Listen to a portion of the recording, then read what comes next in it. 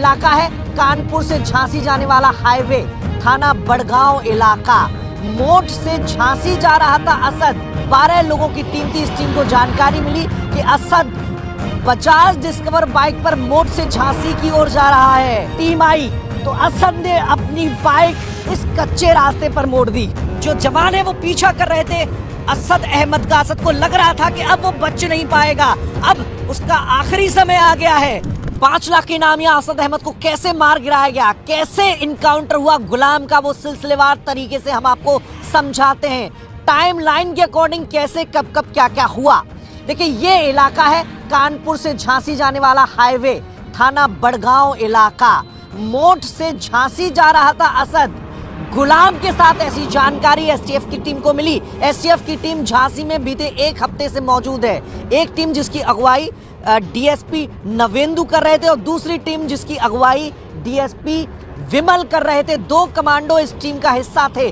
12 लोगों की टीम थी। इस टीम को जानकारी मिली कि असद बजाज डिस्कवर बाइक पर मोट से झांसी की ओर जा रहा है। दोनों टीम ने आपस में कोऑर्डिनेट किया और इस लोकेशन पर देखिए, ये लोकेशन है, ये परीक्षा पावर प्लांट है। यहाँ परीक्षा बांध बना हुआ है। एक ये जो नहर है, इसके 2 रास्ते हैं, इसके बगल से 2 रास्ते गुजरते हैं, एक पक्का रास्ता, एक कच्चा रास्ता है। दोनों टीम ने आपस में बातचीत की और एक टीम ने, देखिए मैं आपको दिखा दूं, एक टीम ने इस रास्ते से जो कानपुर की तरफ से आ रहा है, मोट की तरफ से आ रहा है, जहां से असद बाइक चलाते हुए गुलाम को पीछे बिठाकर यहां से गुजर रहा था, एक टीम ने पीछे से फॉलो किया और दूसरी टीम सामने। देखिए, ये जो झांसी की तरफ रास्ता जा रहा है, झांसी से उस साइड से लोग आते, एक टीम इधर से आई, 2 टीम, दोनों ने घेरा। असद इस रास्ते से होकर वहां जो दूसरा हिस्सा है, एक पक्की सड़क जाती है इस नहर के और दूसरी तरफ जो ऐश डैम है उस तरफ जाती है, वो कच्ची सड़क है। असद ने कच्ची सड़क की तरफ अपनी बाइक मोड़ दी।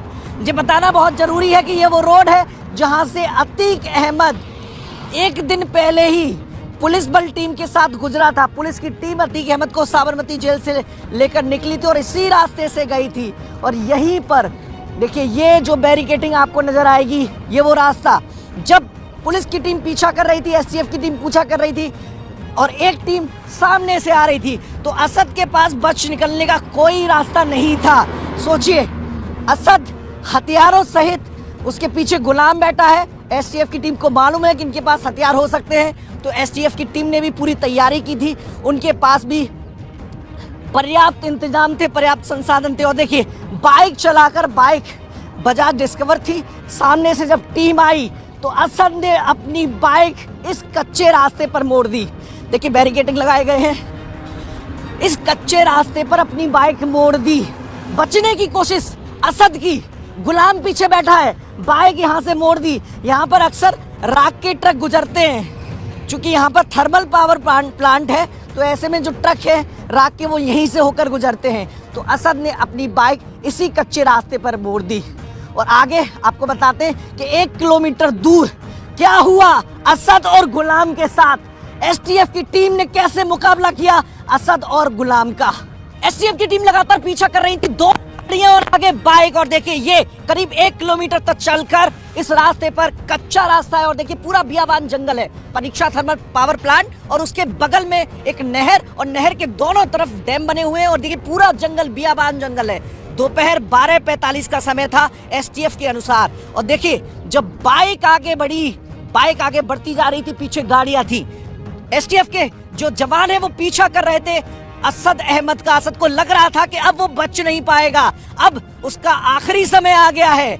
लेकिन चूंकि अतीक अहमद का बेटा, जैसा कि अतीक अहमद कहता है कि वो शेर है, लेकिन यहाँ पर असद की सारी हेकड़ी निकल गई। देखिए, वो स्पॉट जहां पर घटना घटी, यहां तक आते आते चूंकि लगातार गाड़ी स्पीड में थी, बाइक को तेजी से भगा रहा था, कच्चा रास्ता है, देखिए बहुत सारे गड्ढे भी हैं, ऐसे में कई बार बाइक डिसबैलेंस हुई और देखिए यहां पर आकर बाइक गिर गई। एकदम देखिए बाइक गिर गई, चूंकि ये बहुत गड्ढा है, यहां से बाइक डिसबैलेंस हुई और अचानक देखिए यहां से बाइक इस गड्ढे में गिर गई और ऐसे बाइक गिरी। असद ने, एसटीएफ के कर्मी भी बाइक गिरने के बाद उतरे, असद ने सीधे फायरिंग करना स्टार्ट कर दिया। कई राउंड की फायरिंग हुई। जो आसपास लोग थे, जो बकरी चरा रहे थे, जो इस डैम के पास गांव के लोग खेती कर रहे थे, उनका कहना है कि उन्होंने गोलियां चलने की आवाज सुनी।